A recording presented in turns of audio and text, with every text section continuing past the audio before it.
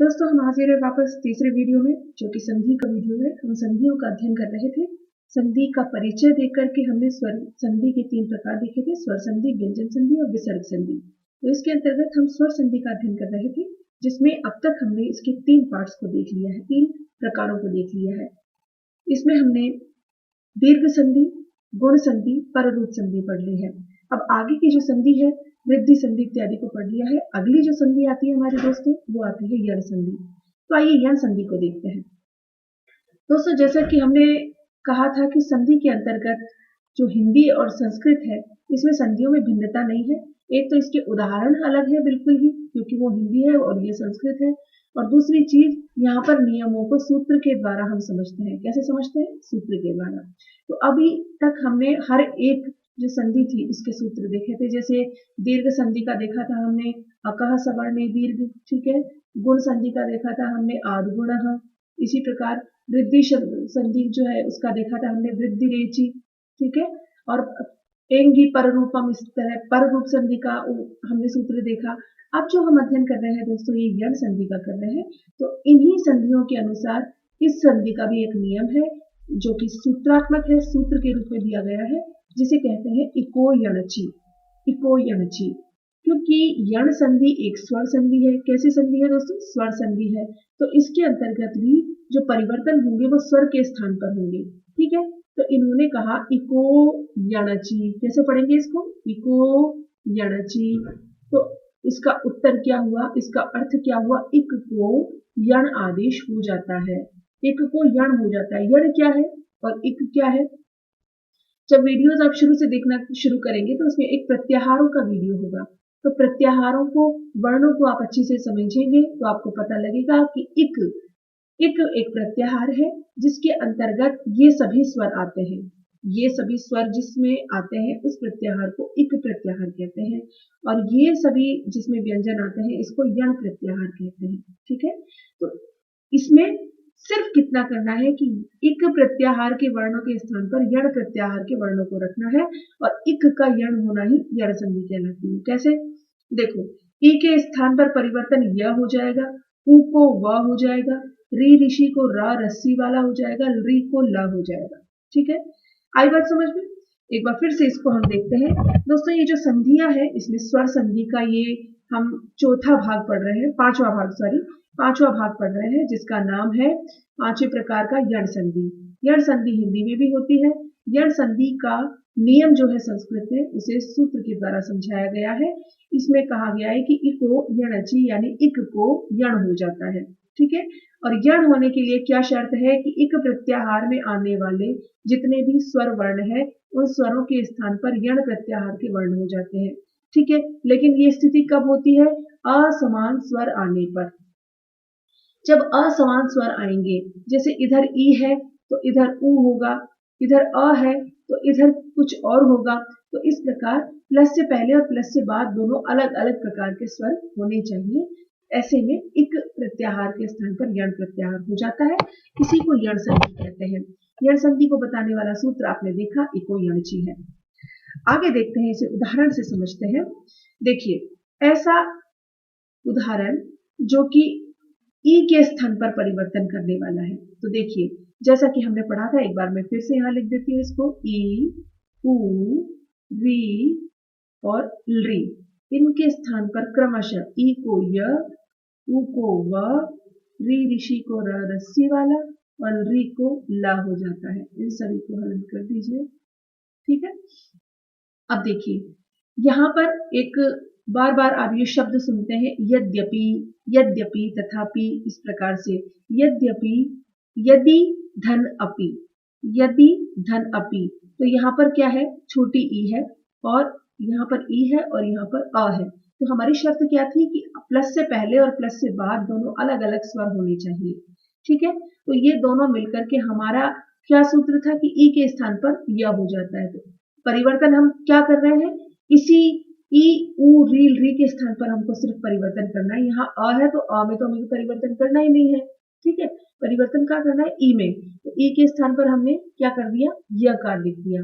अब देखिए किस प्रकार की स्थिति ये हो जाएगी। अब इसको देखिए, जैसे कि ये है यद, धन अपि।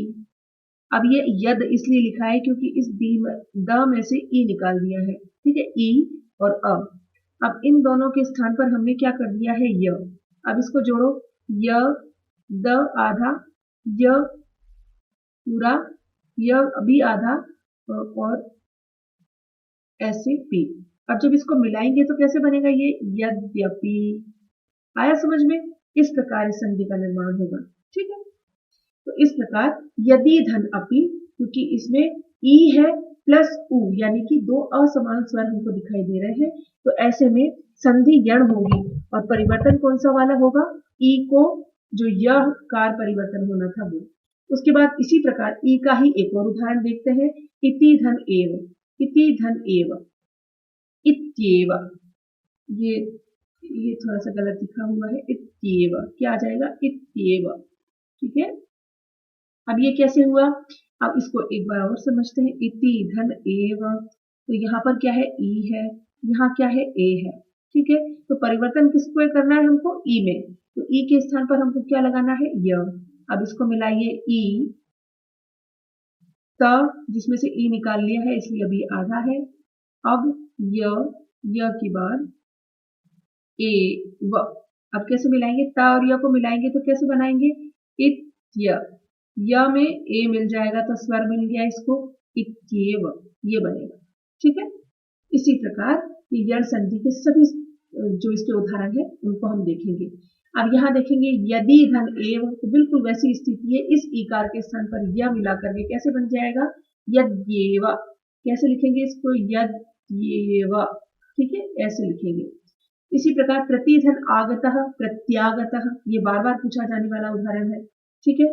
जैसे कि एक ये उदाहरण सर्वाधिक पूछा जाता है, दूसरा ये यद्येव, यद्येव पूछा जाता है। इसके बाद जो पूछा जाने वाला है बार बार वो है प्रत्यागतः, प्रति के ई में तथा यहाँ आ, तो ये असमान स्वरों के स्थान में ई के स्थान को हमने य कर दिया और यहाँ पर क्या बन गया है रूप, प्रत्यागतः, ठीक है। इसी प्रकार अगला है मति धन आ, कौन सा, मति धन आ, तो इसमें ई और आ दो स्वर प्राप्त हो रहे हैं, परिवर्तन किसके स्थान पर करना है, ई के स्थान पर, तो ई को हो जाएगा य। अब देखिए कैसे, त में से ई निकाल दिया तो आधा त बचा है। अब ई के जो इसमें ई था, इस ई के स्थान पर हमने यह लगा दिया है और धन आ, ठीक है। तो म त और य आधे हैं, य में मिल गया आ, मत्या, ये रूप सिद्ध हो गया, ठीक है। ये कौन सी संधि पढ़ रहे हैं हम, यण संधि, ठीक है।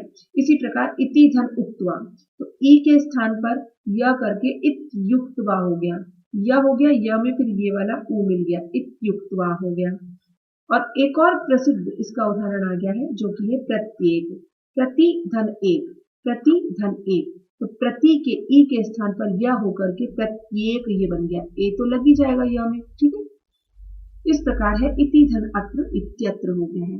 सुधि उपास्य, ये हमने सबसे पहला उदाहरण देखा था संधियों में, सुधि धन उपास्य, तो यहाँ पर देखिए धी के ई के स्थान पर और ई के स्थान पर हमने य कर दिया, तो सु ध में मिला हुआ य, शुद्ध य में मिलाया हमने उ, शुद्ध्युपास्य, इस प्रकार से रूप बन गया, ठीक है। तो यण संधि जो है उसमें सिर्फ ये य का उदाहरण था, यानी कि ई, उ, री, री, इन चारों के स्थान पर य, व, र और ल होता है। तो अभी हमने सिर्फ इसके उदाहरण देखे हैं यण संधि में, ठीक है। अगले उदाहरण देखते हैं, आइए अब उदाहरण देखेंगे हम ऊ के। दोस्तों ये सारे उदाहरण वो हैं जो बार बार पूछे जाते हैं, जैसे कि मैंने पिछली बार भी बताया कि इत्येव, यद्यपि और प्रत्येक और प्रत्यागत, ये 3-4 उदाहरण ऐसे हैं जो बार बार पूछे गए हैं। अब देखते हैं यण संधि में व कार के उदाहरण हम देखते हैं। ऊ के स्थान पर क्या होता है, व। अब चाहे ये ऊ हो या बड़ा ऊ हो, दोनों के स्थान पर व ही आदेश होता है। अब देखिए बहुत ही प्रसिद्ध शब्द है स्वागतम, इस स्वागतम को हिंदी में भी इसी प्रकार स्वागत लिखा जाता है, बार बार पूछा जाता है हिंदी में भी, ठीक है। तो सु उपसर्ग और फिर आगतम इस प्रकार से लगा है। तो सु में हम ऊ देख रहे हैं, परिवर्तन हमको आ के स्थान पर नहीं करना, परिवर्तन यण का परिवर्तन किसके स्थान पर करना है, ई उ री री, तो यहाँ पर हमको ऊ प्राप्त हो रहा है, तो ऊ के स्थान पर हमने क्या लिख दिया, व। अब मिलाइए स, जो कि हलंत है, इसमें से ऊ निकाल लिया है और ऊ के स्थान पर हमने क्या लिख दिया है, व। ठीक है, और आगतम, तो स में मिला व, देखो स में मिला व और व में मिला आ, स्वागतम, इस प्रकार से हो गया। ठीक है, इसी प्रकार एक और इसका प्रसिद्ध उदाहरण है, बहुत ही प्रसिद्ध है, बार बार पूछा जाता है, मधुधन अरि। मधुधन अरि, तो ध में मिला हुआ ऊ है, उस ऊ के स्थान पर ही हमको परिवर्तन करके व लिखना है, तो म ध ध हलन फिर व अरि, तो ठीक है, व में मिलेगा अ, तो कैसे बन जाएगा, मध्वरि, मध्वरि, इस प्रकार से बन जाएगा। ठीक है, इसी तरह खलु एतत्, खलु के लू के ऊ के स्थान पर व करके खलवेतत् ये रूप बना। इसी प्रकार भू के ऊ के स्थान पर वकार आदेश करके द्वादि ये रूप बना। गुरुधन आज्ञा, गुरुवाज्ञा, ये बहुत ही प्रसिद्ध उदाहरण है, इसको देखकर जाइएगा।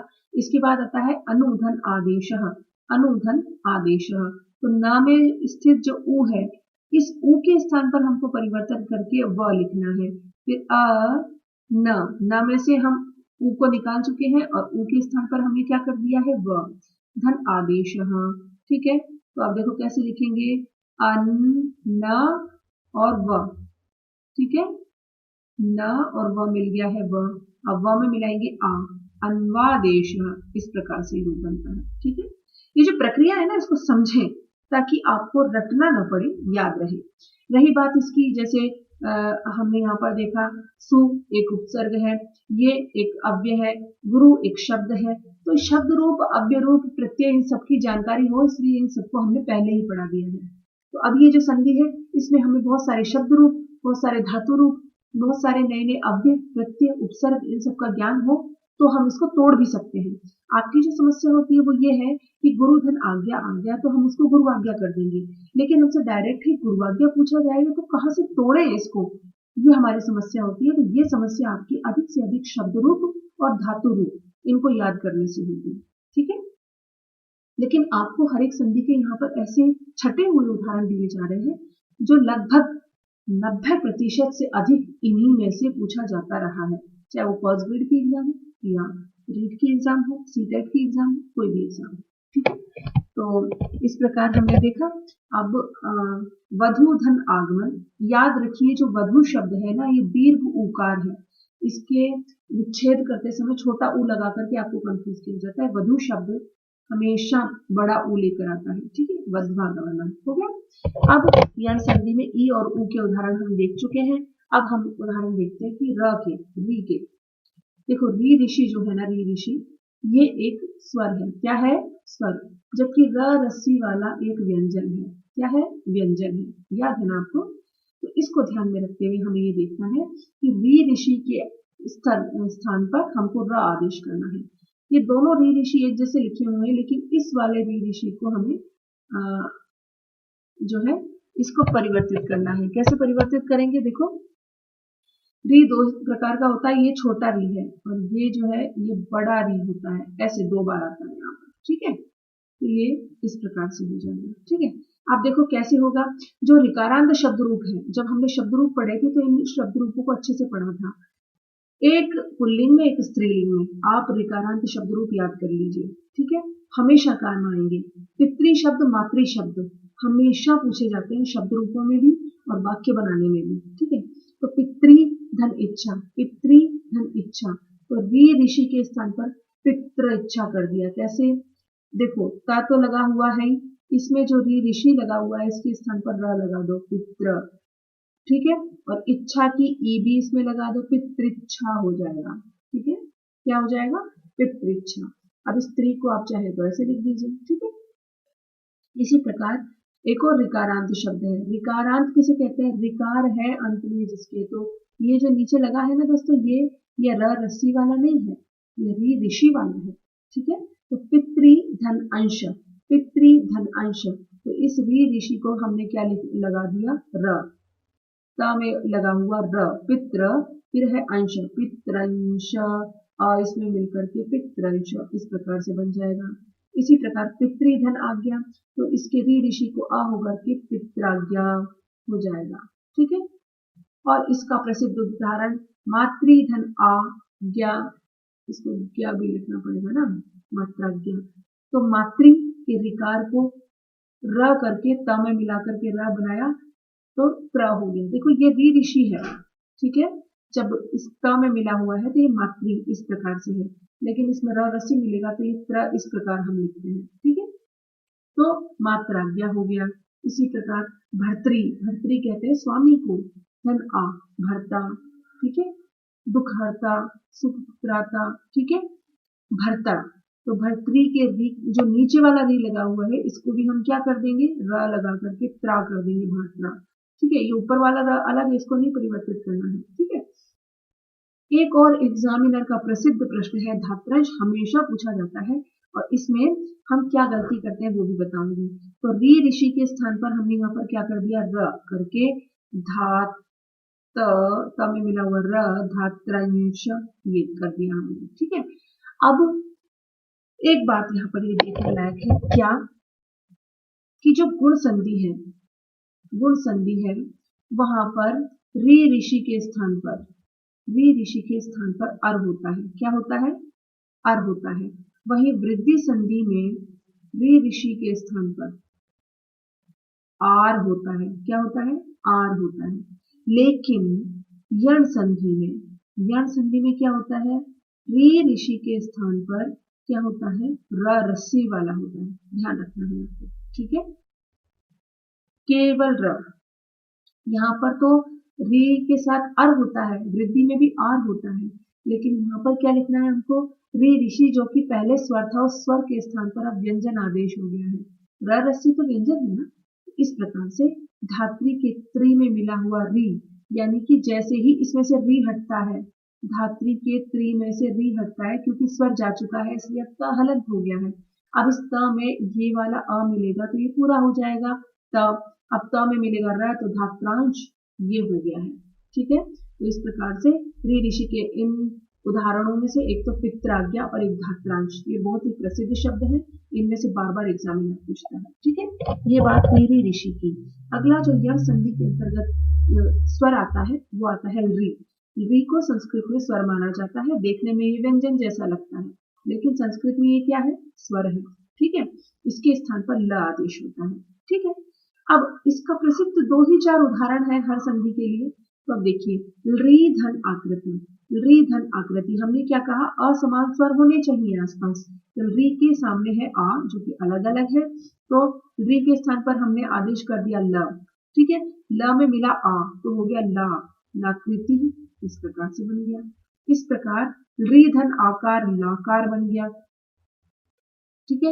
ये क्या था, लाकृति, और री के स्थान पर हमने लिखा ल, ल के ल जो है ये हलंत है इसलिए ये आ मिलेगा तो ला, ठीक है। इस प्रकार लाकारह, इस प्रकार वो बन गया। तो इस प्रकार दोस्तों ये थी हमारी यण संधि। सबसे पहले इस यण संधि में हमने देखा था कि यण संधि किसे कहते हैं, कि इक के स्थान पर जो यण होता है इसको हम यण संधि कहते हैं, इसका सूत्र है इको यण ची, ठीक है। और ये ई उ री के स्थान पर य व र ल क्रमशः आदेश कर देती है। इसके बाद हमने एक एक के उदाहरण अलग अलग देखे थे, ठीक है।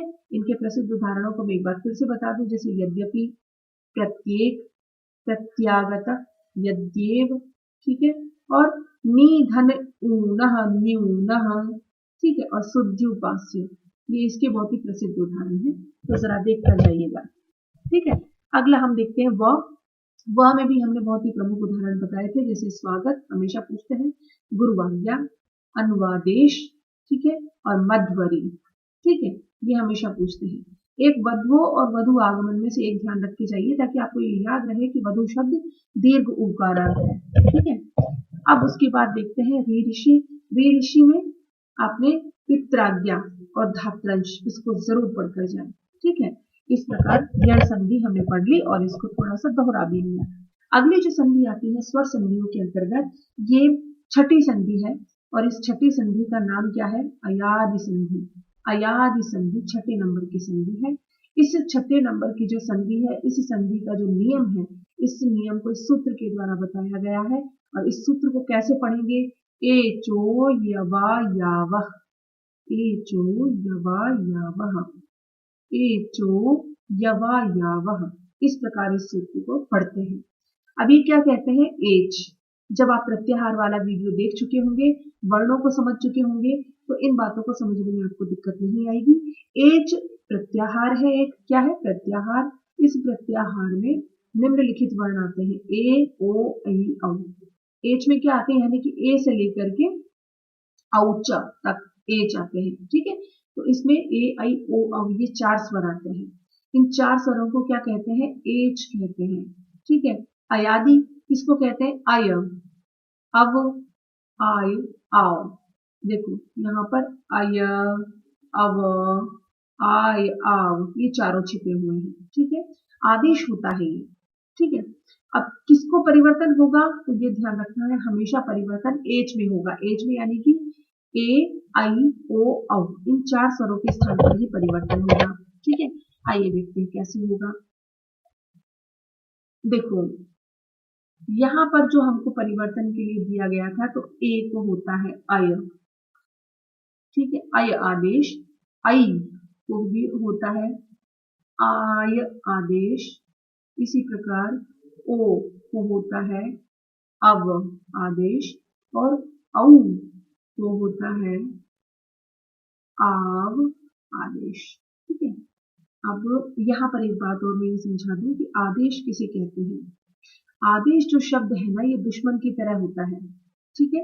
अब यहाँ पर क्या है, ने धन अन, ने धन अन, तो जो ने में मिला हुआ ए है, इस ए को हमको क्या करना है, अयादि आदेश करना है। तो देखो ए को हमने क्या कर रखा है, अय, तो हम ए को अय बना देंगे, ठीक है। अब स्थिति क्या है, न धन अय, ठीक है। और आगे क्या लिखा हुआ है, अनम, क्या लिखा हुआ है, अनम। अब देखिए न में मिला ये वाला अ, तो बन गया न, या में मिला ये वाला अ, य, और उसके बाद नम को ऐसे कैसे लिख देंगे। इस प्रकार अयादि संधि में शब्द बनाए जाते हैं। तो क्या कहा इन्होंने, ने के स्थान पर अय आदेश होकर के नयनम, ने धन अयनम, नयनम, ये बन गया। इसी प्रकार हम कह रहे थे आदेश, यानी कि जब कोई भी चीज, एक चीज को हटाकर के दूसरी को प्रतिस्थापित किया जाता है, रखा जाता है, इसको आदेश कहते हैं। एक तो होता है आगम, ठीक है। दो चीजें हमको यहाँ देखने को मिलेगी, इनको मैं पहले ही समझा देती हूँ कि आदेश और आगम ये दो चीजें संस्कृत में होती हैं। जो आदेश होता है, आदेश ये किसी वर्ण को हटाकर उसके स्थान पर बैठता है, जबकि आगम क्या होता है, दो वर्णों के बीच में आकर के बैठ जाता है, वो किसी को हटाता नहीं है। तो आगम जो है ये मित्रवत होता है, और आदेश क्या होता है, शत्रुवत होता है, किसी एक चीज को हटा करके स्वयं प्रतिस्थापित होता है, ठीक है। तो यहाँ पर हमको क्या करना है, इन्होंने कहा आदेश, ए आपको जहां भी दिखाई दे उसके स्थान पर हमको अय कर देना है, ठीक है। तो अब देखते हैं अगला उदाहरण, जैसे मते धन ए, मतये, मतये कैसे बना, मत धन ए, ठीक है। ये भी देखो त में मिला हुआ ए है ना, उसको मैंने समझाया है। अब इस ए के स्थान पर हमने अय आदेश कर दिया, ठीक है। उसके बाद ए, अब इसे मिलाओ म त, त में इस अय का अ मिल गया, त बन गया, और य, इस य में ये ए मिल गया, मत ये, ठीक है। इसी प्रकार से शे धन अनम, शयनम, ये बहुत ही प्रसिद्ध उदाहरण है, एग्जामिनर बार बार पूछता है इसको, ठीक है। तो शे, शे में मिला हुआ जो देखो, श में से अ निकाल देते हैं, ये निकाल दिया ए, ठीक है। और उसके बाद है अनम, ठीक है। इसी प्रकार अब ये जो ए है इसको बदलना है ना हमको, तो इस ए के स्थान पर हम क्या कर देंगे, अय आदेश, ठीक है। अब देखो श, ये इसमें मिल गया अ, ठीक है, और य में मिलना है हमको अ, तो श य, और नम को ऐसे कैसे लिख देंगे, शयनम, हो गया। इसी प्रकार हरे धन ए हरये, ये भी बहुत ही प्रसिद्ध उदाहरण है। चे धन अनम चयनम, ये भी है, ठीक है। इसी प्रकार कवे धन ए कवये, जे धन अह जयः, ठीक है। ये अयादि संधि के बहुत ही प्रसिद्ध उदाहरण है, ठीक है। तो हमने यहाँ देखा सबसे पहले कि ए को आदेश क्या हो जाता है, अय, ठीक है।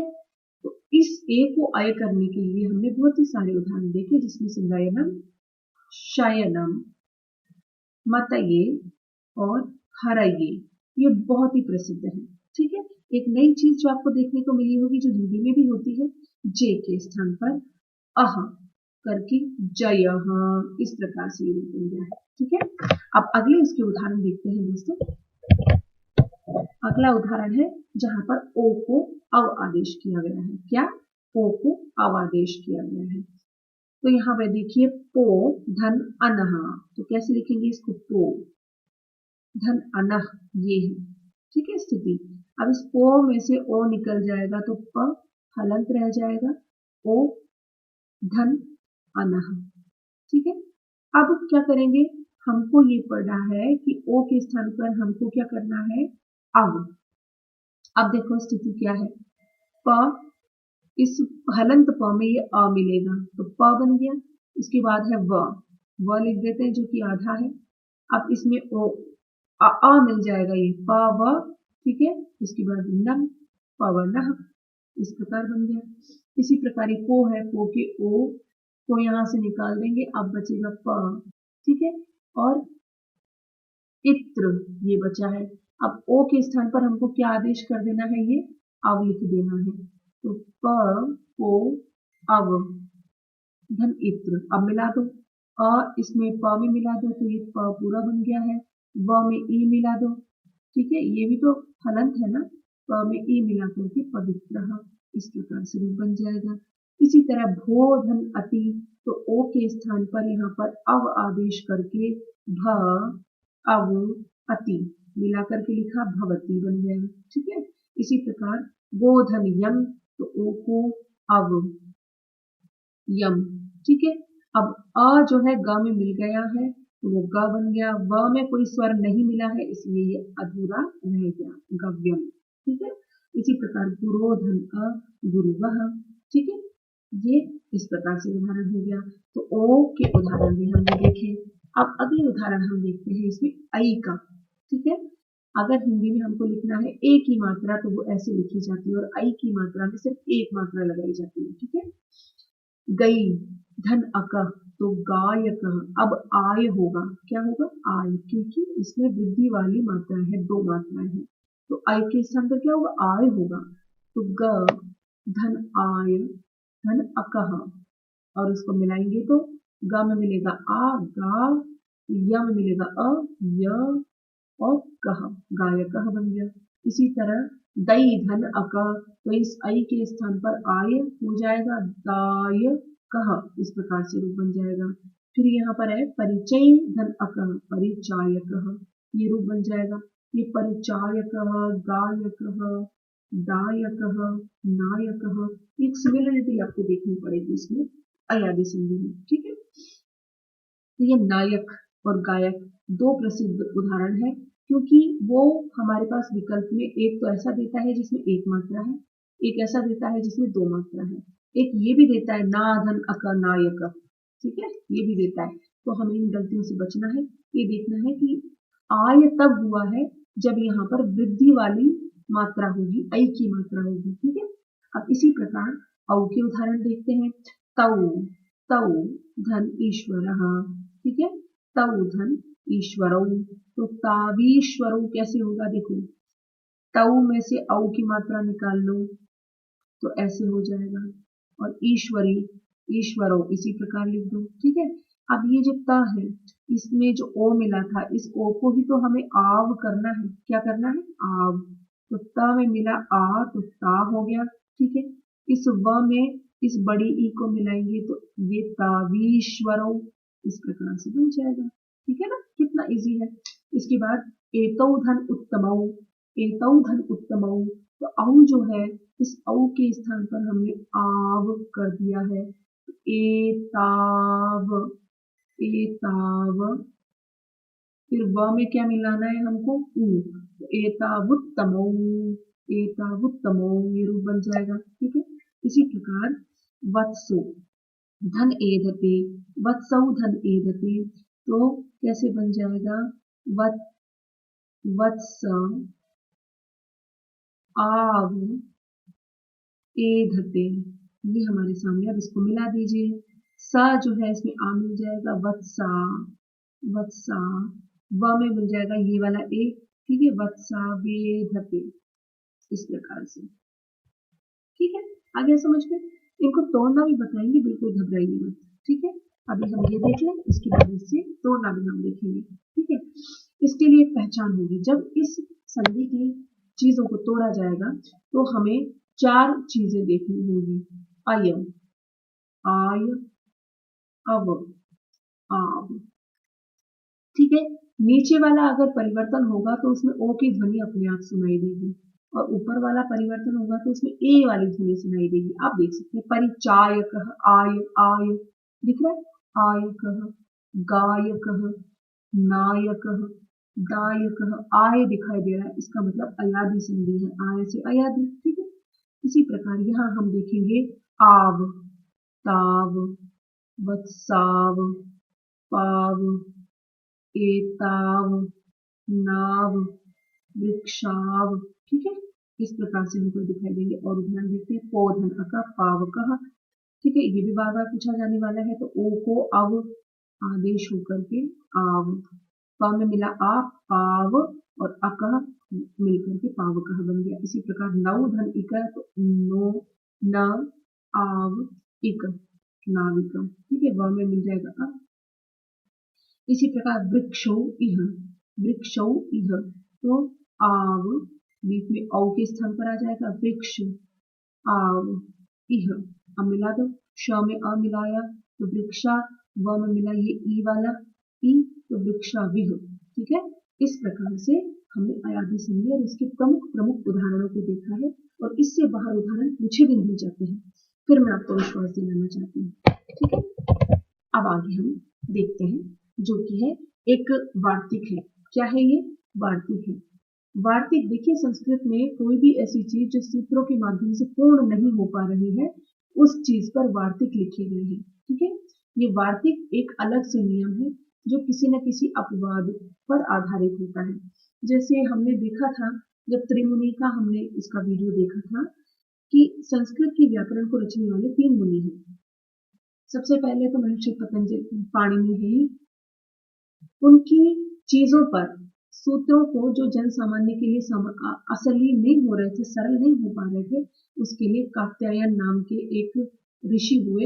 इन्होंने क्या किया, सूत्रों के बीच बीच में इस तरह की वार्तिक लिखती है।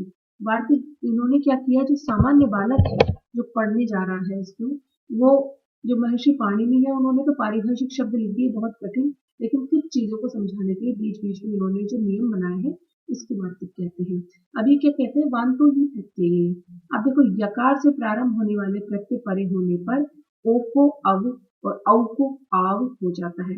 देखो, ये बताना चाहते हैं कि यूं तो अयादी संधि में ही, जो अयादी संधि है उसमें अय और आव होते हैं, लेकिन एक इसका ये छूट गया था उनसे, तो कात्यायन जी ने वार्तिक लिख के इसको पूरा किया कि ऐसा कोई भी प्रत्यय जो यकार से प्रारंभ होता है, ठीक है, जो कि कौन सा प्रत्यय है, यम प्रत्यय, यम नाम का संस्कृत में एक प्रत्यय है। यदि इस प्रत्यय से संबंधित कोई भी पीछे है, तो वहां पर भी अय और आव हो जाता है, ठीक है। अब य से प्रारंभ होने वाला ये एकमात्र प्रत्यय तो नहीं है, और भी होंगे, लेकिन काम में अक्सर यही पूछे जाते हैं, ठीक है। भव धन यम, कैसे? अब जो औ है, औ, इसके स्थान पर हमको क्या करना है, ये आव रखना है, तो भ, आव, यम, ठीक है। भ में मिला आ, भा हो गया। व में मिला ये य, आधा वाला जो य है, तो भव्यम, इस प्रकार से ये सिद्ध हो गया। इसी प्रकार शंकोधन यम, तो ओ है ना, ओ के स्थान पर अव करके शंकव्यम। इसी प्रकार गोधयम गव्यम, ठीक है। इस प्रकार से ये एक वार्तिक था, जो कि अपवाद सूत्र की तरह यहाँ पर काम कर रहा था। अब स्वर संधि की अंतिम संधि है 7वें नंबर की संधि, जिसका नाम है पूर्व रूप संधि। हमने पररूप संधि पढ़ते समय ये देखा था कि संधि विच्छेद करते समय प्लस के पहले जो भी चीज आते हैं उसको पूर्व पद कहा जाता है, और बाद वाले को पर पद कहा जाता है। जब कभी भी संधि इसके आधार पर होती है, उसे पर संधि कहते हैं, पर रूप संधि।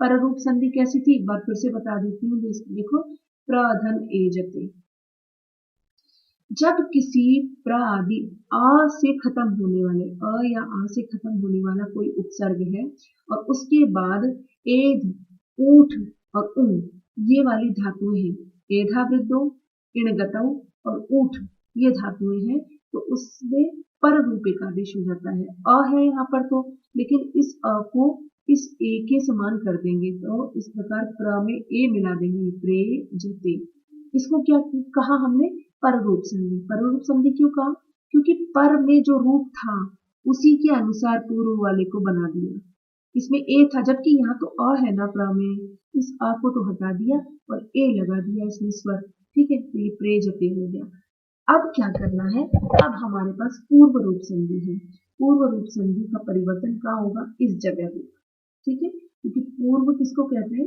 इसको कहते हैं ठीक है अब देखो इसका जो नियम है इस नियम को इस सूत्र के द्वारा बताया गया है क्या कहा इंगा पदांता गति क्या कहते हैं इसको इंगा पदांता गति ये कहते हैं पदांत में ए को ओ को अ स्वर ह्रस्व हो जाता है देखो कैसे हरे में ए क्या है पदांत ए है क्या है पदांत ए हरे पद किसको कहते हैं जिसकी कोई न कोई संधि संज्ञा हो चुकी होती है उसको हम पद कहते हैं ठीक है अब पद के अंत में तो यहाँ पर ए है ठीक है एक शर्त पूरी उसके बाद क्या कहा इन्होंने ह्रस्व आकार पीछे तो आकार है ना पीछे ह्रस्व आकार तो ऐसे में क्या करेंगे ये कि अ के स्थान पर अ ना लिख करके इसको अवग्रह चिन्ह से कहेंगे ये जो संस्कृत में आप एस जैसा चिन्ह देखते हैं इसको अवग्रह अवग्रह कहा जाता है ठीक है अब इसका उदाहरण देखिए हरेव बार बार पूछा जाता है हरे धन ए अब तो यहाँ पर ए के ठीक बाद ह्रस्व आकार है तो ऐसी स्थिति में ए जो पदांत ए है इसके ठीक बाद वाले अ को हमने एस बना दिया एक और उदाहरण से समझते हैं जैसे ग्रामेश में तो माँ में ए है तो बात हो गई ग्रामे सप्तमी विभक्ति का एक वचन है तो पद हो गया ना तो जब किसी भी शब्द में कोई न कोई विभक्ति लग जाती है तो उसको पद कह देते हैं ठीक है आप शब्द समझ सकते हैं इसको तो किसी भी शब्द के अंत में जब हमको ए मिल गया तो दूसरी शर्त है बाद में ह्रस्व आकार होना चाहिए आकार भी मिल गया ठीक है तो ए के ठीक बाद जब हमें कभी भी अ मिले तो ए के ठीक बाद के अ को अ ना लिख करके ऐसे चिन्ह लगा देते हैं ग्रामेश में और इसी को क्या कहते हैं पूर्व रूप संधि कहते हैं ठीक है एक और इसका उदाहरण समझिए ते अश्वाहा तो ते में मिला हमको ए स तौ ते वाला ते है ये ठीक है तो ए मिला ए के ठीक बाद ह्रस्व आकार है तो ए के बाद आने की वजह से इस अ को अ नहीं लिख करके अवग्रह के रूप में लिख दिया ते स्वाहा इस प्रकार से इसी तरह विष्णु धन अव तो ओ में है ओ के स्थान ओ के ठीक बाद अ आ रहा है देखो दूसरा जो इसने दिया है हमको नियम वो क्या कहा है कि ए के साथ साथ ओ के बाद भी अगर ह्रस्व आकार आए तो इस ह्रस्व आकार के स्थान पर ये निशान लगा देते हैं तो विष्णु अव तो ओ था इस ओ के ठीक बाद में ह्रस्व आकार आया ठीक है ह्रस्व आकार इसलिए इस आकार को न लिख करके इसको निशान बना करके लिखेंगे ठीक है इसी को हम क्या कहते हैं पूर्व रूप संधि कहते हैं ठीक है दोस्तों तो इस प्रकार से अब हमारी ये स्वर संधि पूरी हुई स्वर संधि 7 प्रकार की होती है इस स्वर संधि को अच संधि कहते हैं ये 7 प्रकार में दीर्घ गुण वृद्धि पररूप जड़ अयादि और पूर्व रूप ये सब संधियां थी तो 1 2 3 4 5 6 7 यहाँ से लेकर के ये 7 प्रकार की अच या स्वर संधि होती है ठीक है अब एक बार देख लेते हैं ये सवर्ण को यानी समान स्वर अगर बाद में आ जाए तो उसको दीर्घ हो जाता है इसको दीर्घ होना कहते हैं और अ ए ओ ये गुण संज्ञक होते हैं यानी कि जब आपको गुण संधि देखनी हो तो ये वाले स्वर देखना आप ठीक है अ का अर्थ है यहाँ पर अर या अल ठीक है ये देखना है इसी तरह वृद्धि में आपको क्या देखना है ए आई ओ औ स्वर देखने हैं ठीक है औ और आई ये दोनों स्वर देखने हैं आपको वृद्धि में और आर और आल ठीक है, ये देखना है। पररूप संधि जो है इसमें आपको सबसे पहले उपसर्ग देखने हैं। प्रेजते, उपोषति, इस प्रकार से। तो सबसे पहले जहाँ कहीं भी उपसर्ग हो समझ जाइए वो पररूप संधि है। इसी प्रकार यण हमने देखा था ई उ री री, तो यहाँ पर आप ध्यान देना आपको य व र ल जैसा साउंड सुनाई देगा, वो है यण संधि। ठीक है, अयादि संधि मैंने बता ही दिया, अय आय अव आव आपको दिखाई देंगे। इसी तरह पूर्व रूप संधि आपके सामने है ही, यानी कि ए और ओ, इन दोनों के ठीक बाद यदि ऋस्व आकार छोटा वाला अ आए तो उस वाले अ को अ ना लिख करके एस का निशान लगा देते हैं और इसी को पूर्व रूप संधि कहते हैं। तो मैं समझती हूँ आपको जो स्वर संधि है ये पूरी तरह समझ में आ गई होगी। अगले वीडियो से हम शुरू करेंगे दोस्तों व्यंजन संधि।